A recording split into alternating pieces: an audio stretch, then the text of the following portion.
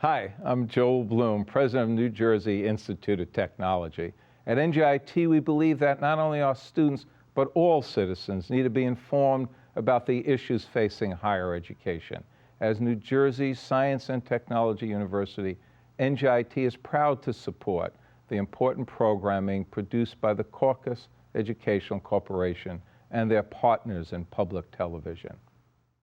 Funding for this edition of One-on-One with Steve Adubato has been provided by the New Jersey Education Association, the Turrell Fund, supporting Right from the Start NJ, the Robert Wood Johnson Foundation, NJIT, New Jersey Institute of Technology, Holy Name Medical Center, this place is different, the Russell Berry Foundation, making a difference, and by ADP, a comprehensive provider of human resources technology and services. Promotional support provided by NJ.com, small news, big news, true Jersey. And by New Jersey Family Magazine and NJFamily.com.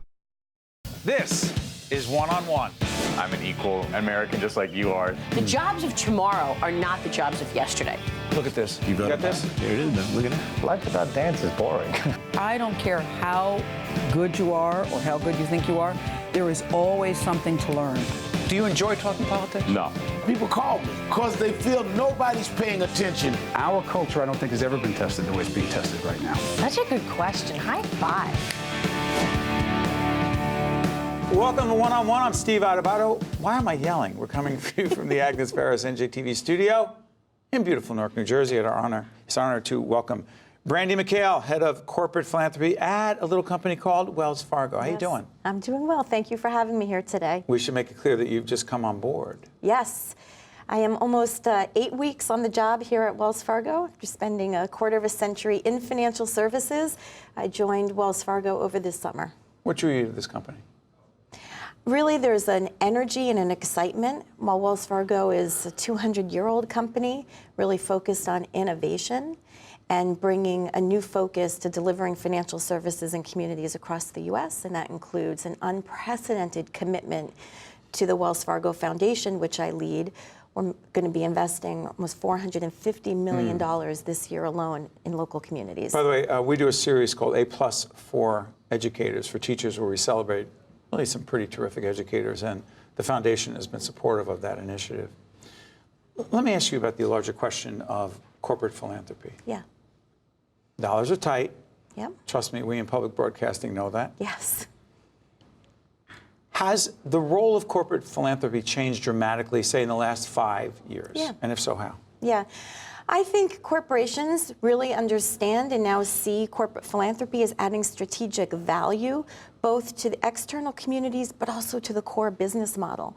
We at Wells Fargo think about our corporate philanthropy along a continuum as an extension of the way that we drive positive impact in society.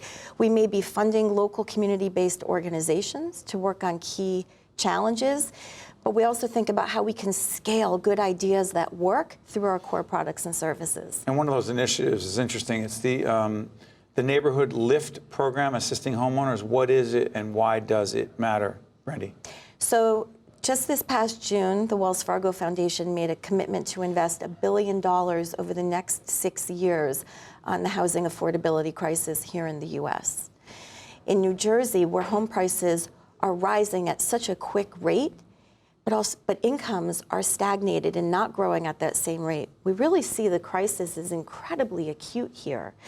More than 4 in 10 households are feeling some sense of housing insecurity.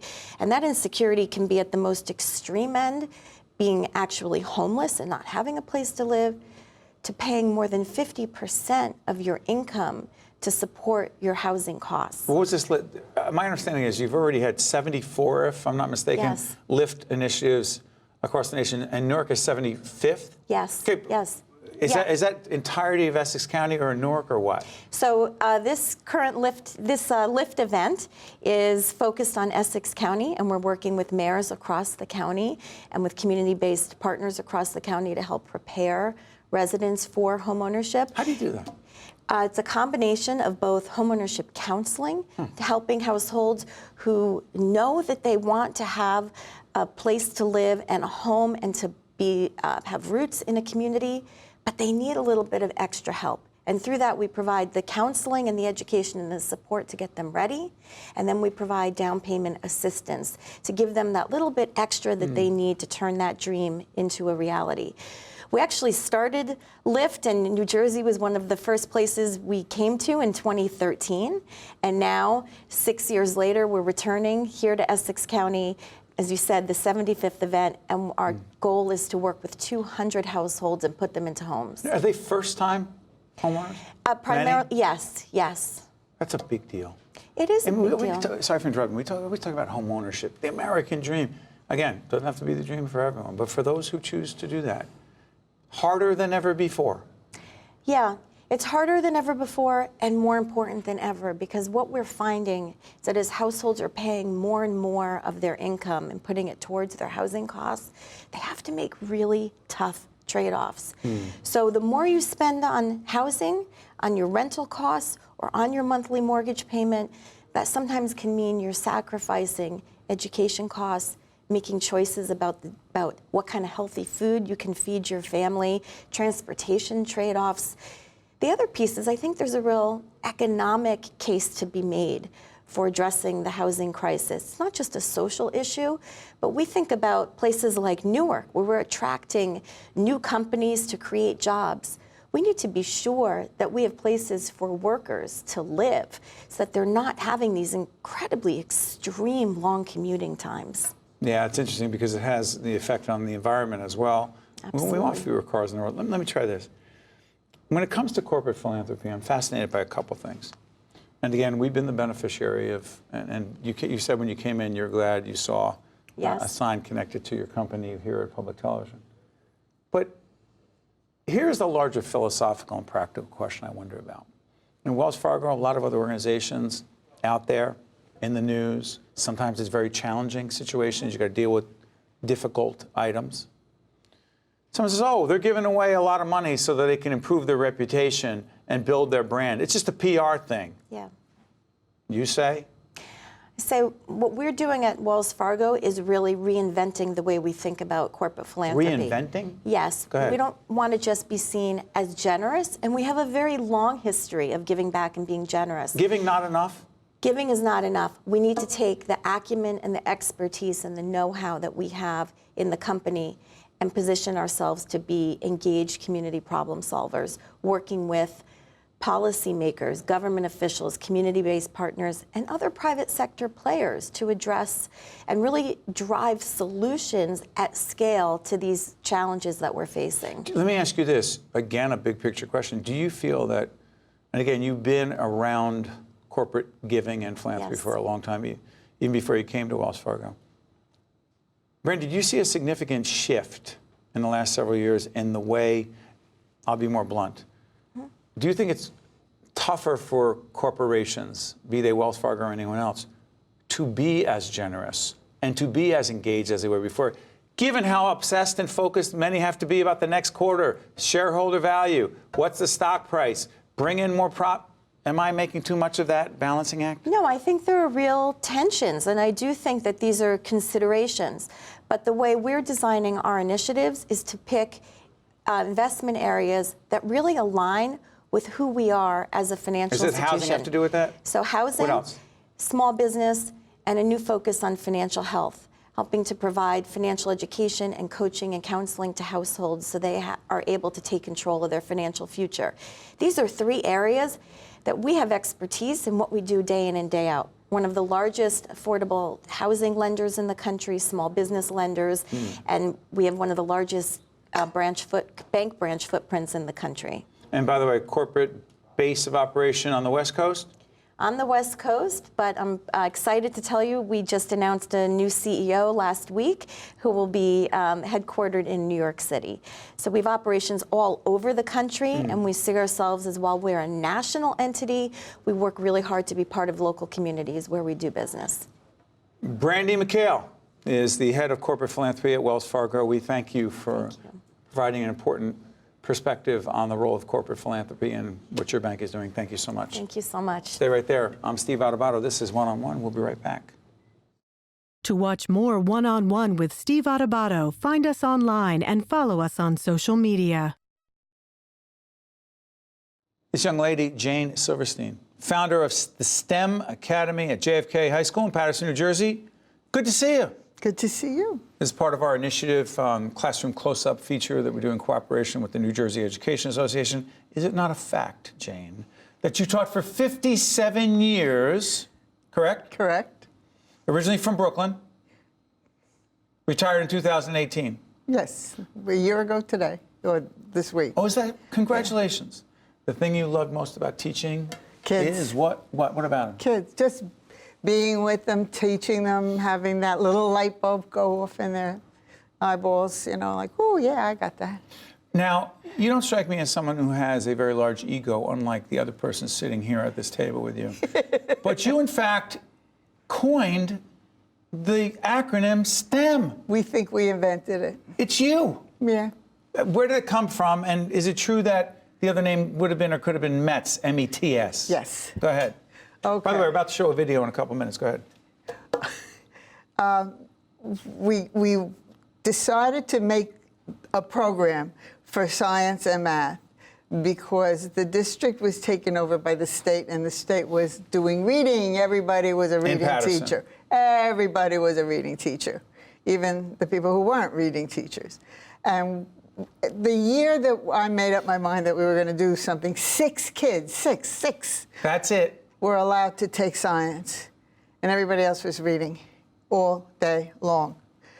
So I formed a committee, and we started to work on it, and the acronym came from what we were doing, which was science and math and technology. Science, technology, engineering, and math is STEM. That's correct. So where does METS come from, M-E-T-S?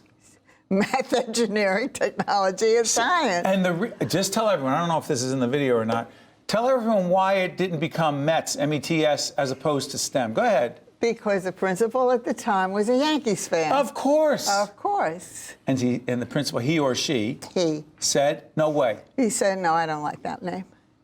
He was very nice. He was my former student. I mean, he couldn't have been too rude to me. The principal was your former student. Oh, everybody's my former student. How about this, Jane? You ready to take a look at this? Yeah. We're going to see the video from Classroom Close-Up. Check it out.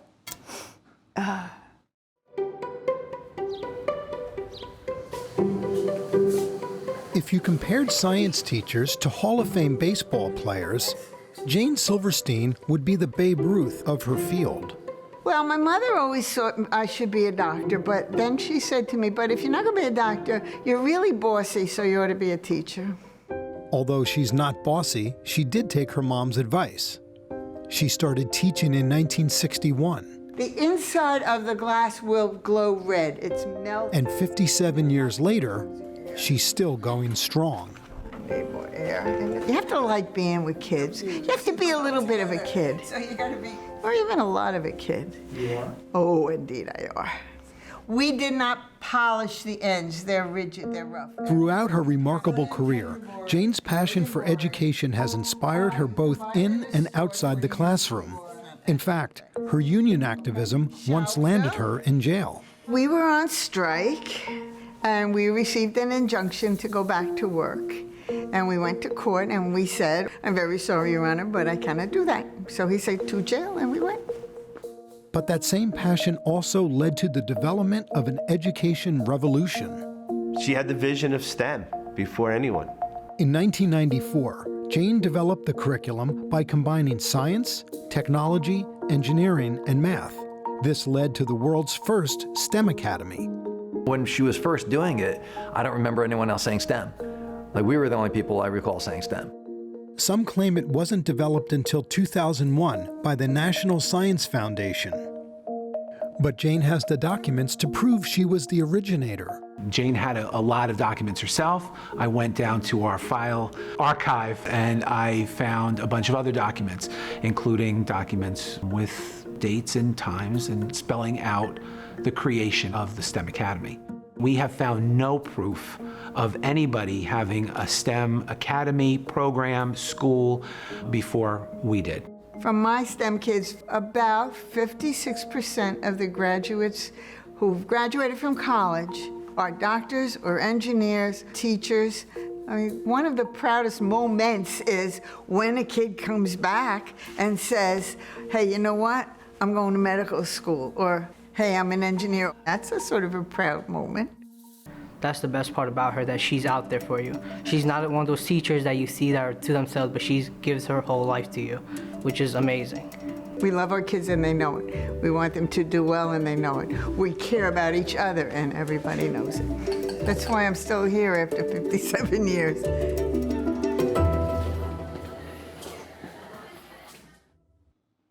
Hall of Fame. Cool. I thought I knew who you are.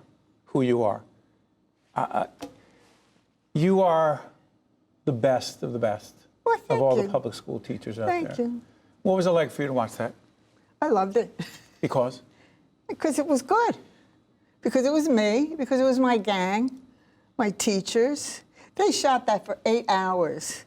I mean, there was an awful lot in there that wasn't in there. Well, that's TV. Come on. Yeah, don't be critical of our industry. Critical. But there was an awful lot of stuff that I found out about how people interrelated. So I got to ask you this. Yes. You've often said that you actually don't just learn science, you do science because science is a verb. Science is a verb.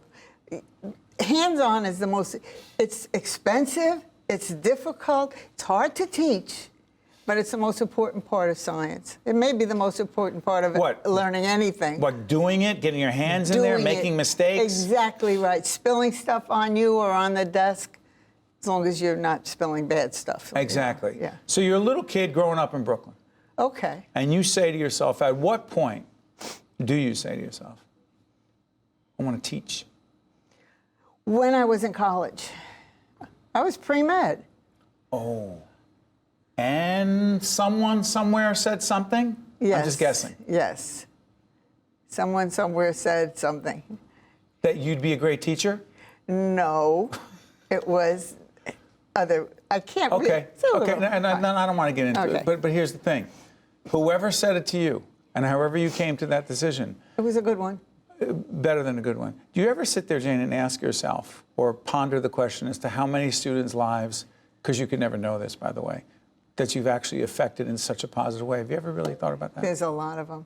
And a lot of them are in touch. You know, I know where they are. I keep a book. I kept a book. Wow. Of your students? Yes. And the idea of taking a C student to a B and a B student to an A, which you're noted for, exactly feels like what for you? It feels like the way it should be. It's just normal. It's normal? It's a natural thing that people get to be better than they are.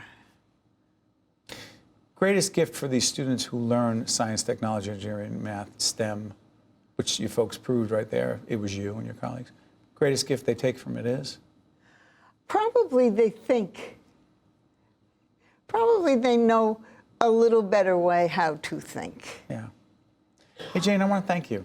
Not just for being with us on public television, but for 57 years of changing kids' lives every day.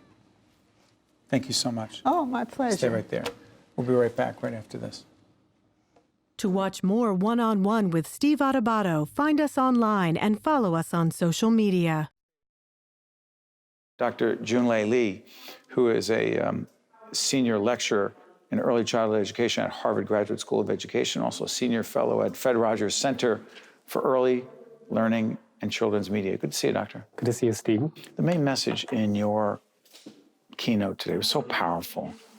And it really comes from Fred Rogers. A lot of the theme is about Fred Rogers and his work on PBS starting in 1968.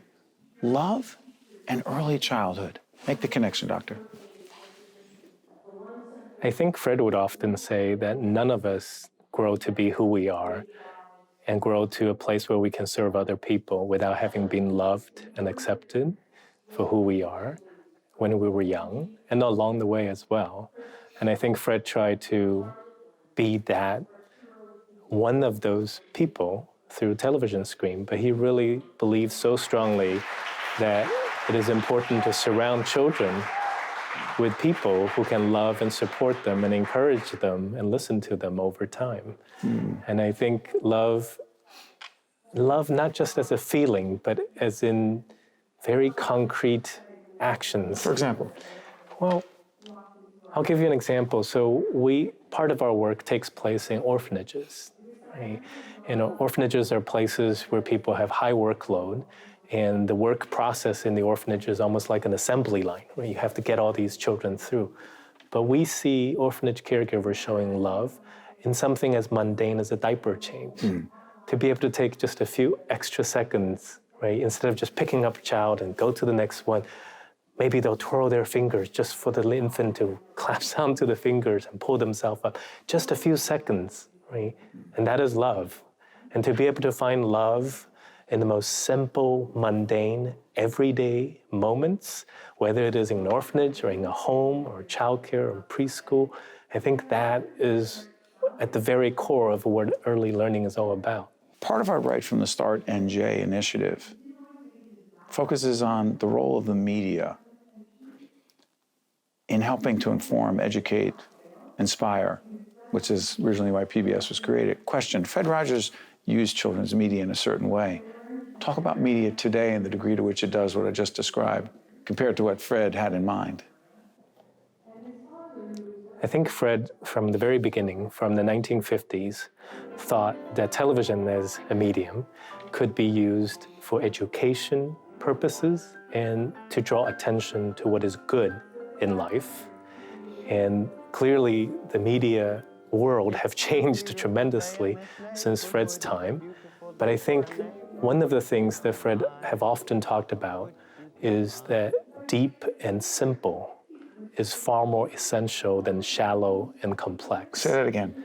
Deep and simple is far more essential than shallow and complex. And if you think about kind of the media world we have now, not just for children, but for grown-ups, and we can see the complexity, we can see the superficial shallowness of a lot of it. And I think when Fred retired from television, when he was accepting, I think, the Lifetime Achievement Award from the industry, he had this one call to all of those who are in the world of producing and designing media. And that call was, how do we make goodness attractive? How do we use the tools that we have, the voices and the platforms we have to make goodness attractive? And I just always think about that whenever I watch an interview on TV or see something coming off the phone. I just think about, does that make goodness attractive? He didn't have Twitter in mind, did he? Probably not.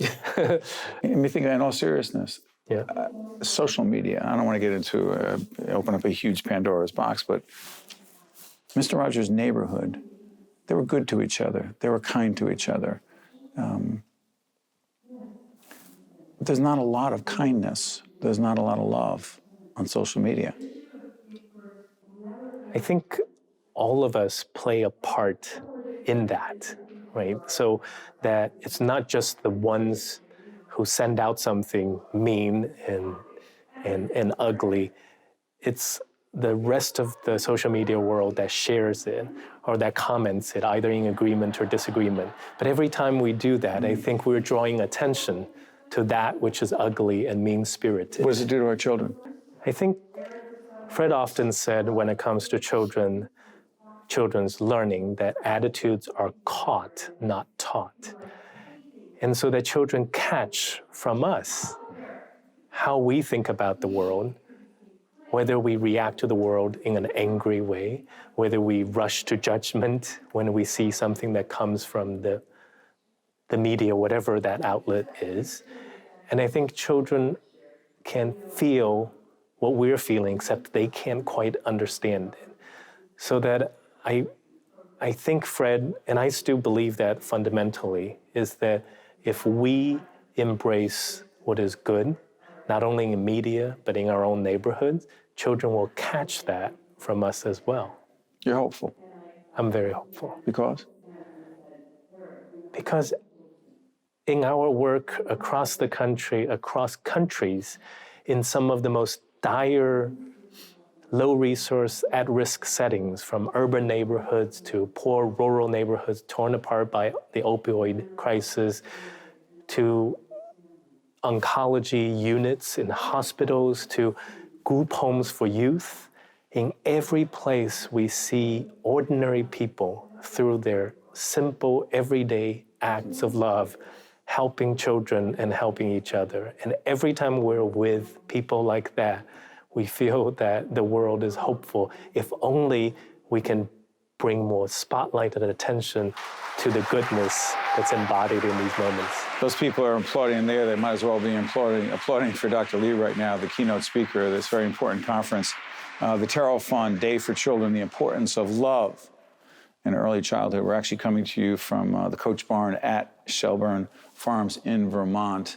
A whole series of conversations we're having with the folks here in Vermont who are in many ways leading the way in the nation when it comes to dealing with childhood issues or early childhood and child care issues. Dr. Junlei Li, I want to thank you for being with us. You honor us by your presence. Thank you, Stephen. Thank you for using your platform and voice to draw attention to the importance of early learning. Our honor. Thank you. Thank you. One-on-One with Steve Adubato has been a production of the Caucus Educational Corporation. Funding has been provided by the New Jersey Education Association, the Turrell Fund, supporting Right from the Start NJ, the Robert Wood Johnson Foundation, NJIT, Holy Name Medical Center, the Russell Berry Foundation, and by ADP. Promotional support provided by NJ.com and by New Jersey Family Magazine and NJFamily.com. Transportation provided by Airbrook Limousine, serving the metropolitan New York, New Jersey area.